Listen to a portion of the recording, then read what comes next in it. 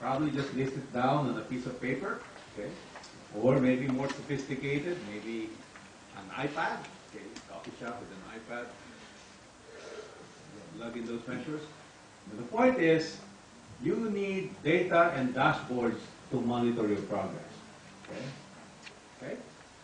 Now, then you need to have good leadership that enables all of these things. Okay? That makes all of these possible, that create an environment for pursuing, for building this integrated management system. And the actions of leadership are actually documented or formulated, communicated in the form of the strategy of the organization. Okay? All of these things are the components of an integrated management system. And the TQA, okay, the TQA captures these elements of the integrated management system.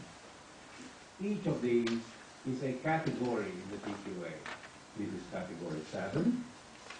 This is 3, 1, 2, 5, 6, 4. Okay. And that's why we say that the TQA provides us with a criteria for what makes an integrated management system in an organization. Okay. Questions?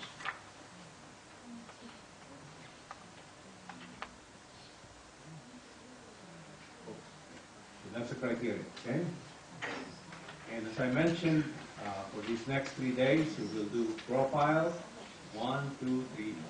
Okay? That will be our focus. Okay. Now, let's go to performance excellence. We're talking about this conference, this course about EdPEX, Education Performance Excellence. So I think we need to define what performance excellence is. The official definition, the criteria definition of performance excellence, it's an integrated approach to organizational performance management that results in 3 things. Delivery of ever-improving value to students and stakeholders, contributing to improved education quality, student learning, and organizational sustainability. Second, improvement of overall organizational effectiveness and capabilities. Third, organizational and personal learning. In summary, the first part of organizational excellence, or performance excellence, is strategic leadership. Strategic leadership, with strategic leadership, you're able to deliver ever-improving value to your students and stakeholders. You come up with programs, educational programs, offerings and services that would provide that value. You come up with services that would improve the quality of your graduates. You'll come up with new technologies that will improve student learning. You'll come up with strategies that will enable the organization to last long. Okay? That's what we mean by sustainability, a long-lasting organization. The second important competence that is embodied in performance excellence, improvement of overall organizational effectiveness and capabilities. In other words, execution. Excellence in execution. Okay? So you need to be a good in strategic leadership, but you need to be able to execute those strategies that you have implemented, that you have formulated. And the third part of performance excellence is organizational learning. That you are not going to stagnate as an organization. You'll continuously improve as an organization.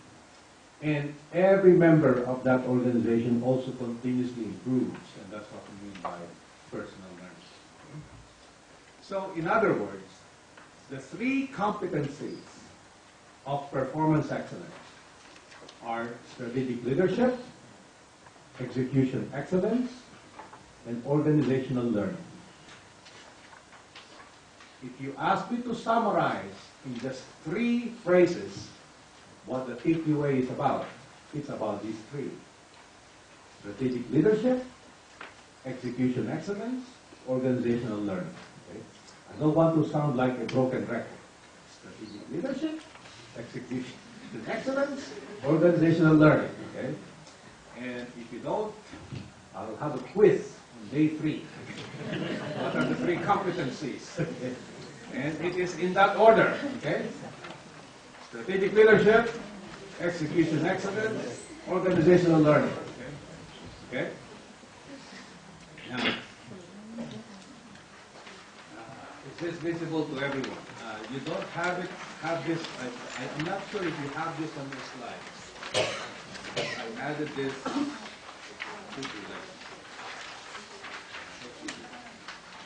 Oh yes, you did. You might say that there are 4 phases in achieving that performance excellence. Okay? The very first phase, you're simply reacting to problems. Okay? And reacting to problems is best shown by that diagram here. You have different programs in place, different strategies, moving in different directions. Okay? They're like random acts. Okay? Now, the next phase, the next stage in the path to performance excellence is you start having systematic approaches. So now they're starting to move in the same direction. Okay? Now you have some repeatability. Now you start gathering performance measures. Okay? Then the next phase is that of alignment. They're now all moving in the same direction. Okay? They're moving in the same direction as the strategic goals, the objectives. They're aligned with your strategic challenges. So these terms we will define more as we go. And then the last stage is the stage of integration. When the processes that you have at the organization not only aligns with the strategic goals of the organization, you're moving in the same direction, but the processes also help each other. Okay? And the best illustration of that is alignment is you're all going that way. Okay? Integration is like this. Okay? You're all, it's a difference between this and this. Okay? So this is alignment. They're all moving in the same direction. Integration is like this. They're not only moving in the same direction, but they're also tightly linked with each other in terms of the process. Okay? That is what we're striving to achieve. Now, the way to go there is through organizational learning. Organizational learning is what enables you, okay, to move from reacting to problems, going to systematic approach, alignment and integration. And how does organizational learning come about? Okay. You always assess, and then, based on your assessments, okay, you make improvements, okay, on your system, on your processes, based on the assessments that you made. No different from the way we do it in education. Okay? You do assessments, okay? You give quizzes, for instance, you give tests, and based on the results of the first test that you probably gave, you might make some adjustments in the way you teach, okay? Oops, they were flunking in this particular segment of the last test that I gave. Maybe they did not learn that much material, that material, so I'll probably do some kind of extra, I'll provide some extra tips. Okay? So that's an example of an assessment improvement cycle. Now, can you be a situation where you have a lot of strategic leadership, but no execution excellence? Okay? Okay? That is this corner. The key stakeholders are initially very excited, but ultimately disappointed because you cannot execute. Okay? Okay? So, you can have strategic leadership, but no execution excellence, not going to last long. Okay? Or, you can have a lot of execution excellence, but no strategic leadership. Here, you offer great services, but those services do not meet the needs of your key stakeholders. Such a waste of resources, right? You remember in statistics, type 1 problem and a type 2 problem. Okay. Type 1 problem is what? I can't remember which is which. One is the false positive and one is the false negative, right? Okay. Type 3 problem. You have the perfect solution to the wrong problem. Okay? It's a problem that you do not have. You have a perfect product. You have a perfect solution to it. Okay? You have a perfect product offering. You have a perfect program that is not wanted. Okay? Okay, so that's a type 3 problem. So that's an example of a lot of execution excellence, but no strategic leadership. So you need all three. You need strategic leadership, execution excellence, organizational learning. Again, broken record, strategic leadership, execution excellence, and organizational learning. Strategic leadership. Okay.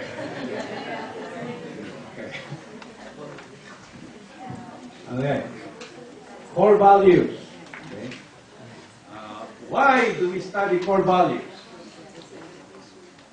If, let's say, what we are building is an integrated management system.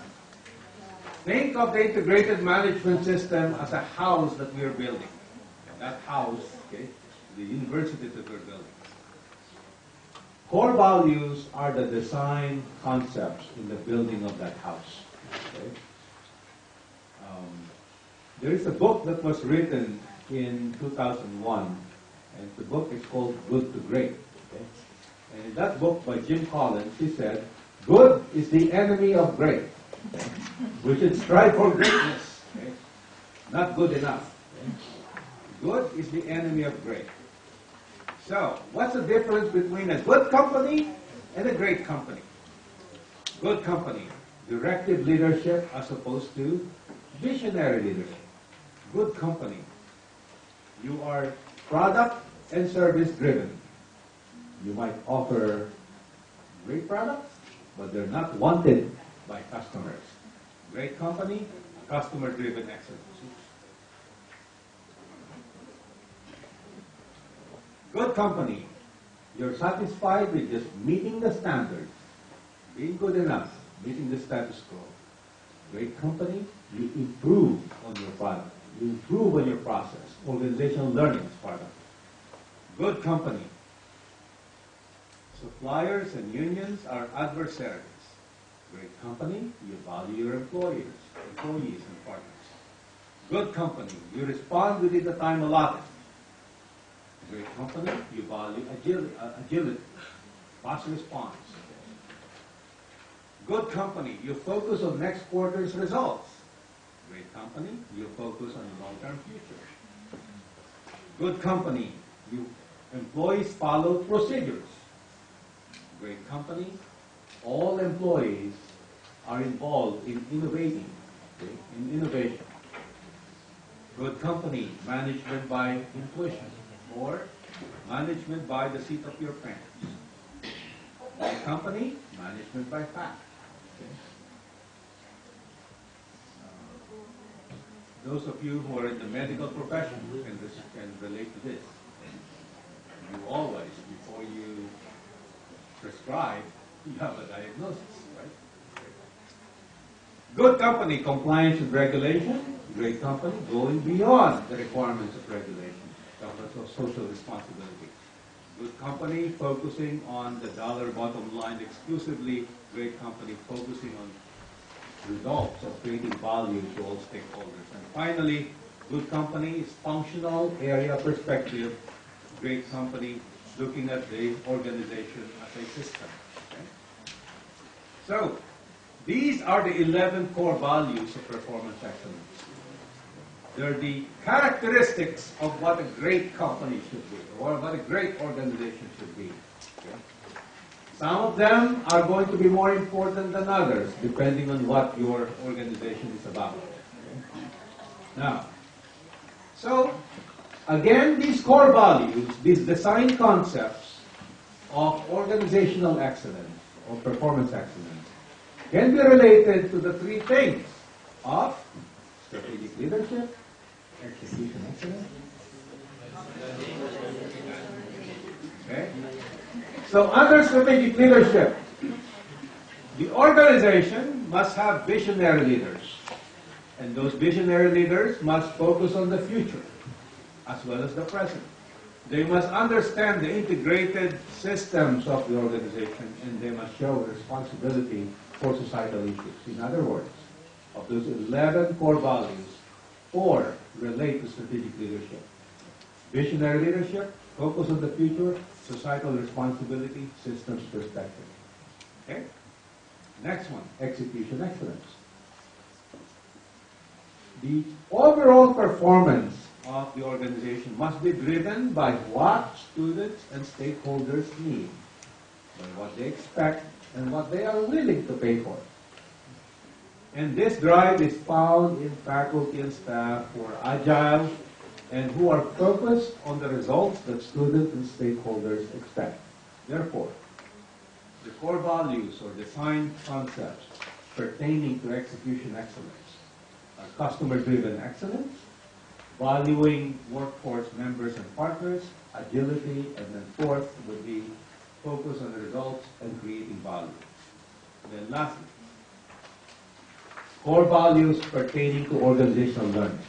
Here, the theme is the organization's cycles of learning need to be driven from organizational and personal learning, managing by fact, and innovation to create competitive advantage. And therefore, the design principles here, the core values are organizational personal learning, management by fact, and management by innovation. In other words, this list of 11 core values pertain to this list. These are the 11 design principles in order for the organization to get to these 3 competencies. Okay? And I'm not going to enumerate these 3 competencies anymore. Okay? Okay. So,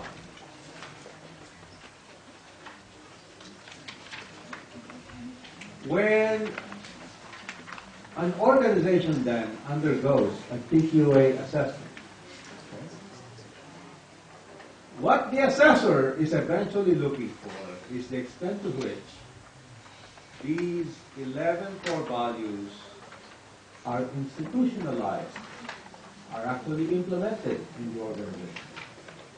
And the way that an assessor determines whether those 11 core values are institutionalized in the organization is through the criteria. Okay. So the 11 core values, they are the definition of what constitutes an excellent organization. That constitutes the definition of a great organization.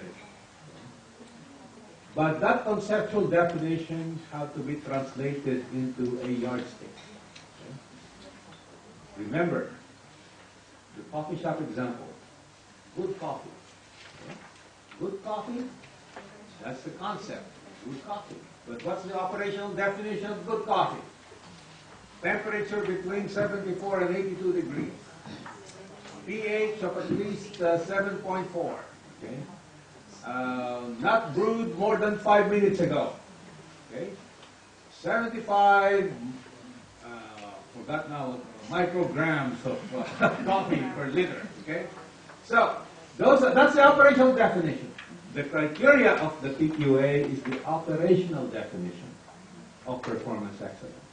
What we are after are the 11 core values, okay? Because that is what performance excellence is about. But just like in your fields, operational definitions are always subject to change, right? They're improved over time. So the criteria is also improved over time. But the core values that we're trying to assess, they are there, okay? They are more stable, so to speak. So the criteria build on core values and concepts that are embedded. You observe whether those core values are implemented in the organization through the systematic processes that demonstrate them. Okay? And those systematic processes are what yield the performance results that are assessed in category 7. Okay? So, before we go to our first workshop, do you have any questions with what have been presented so far?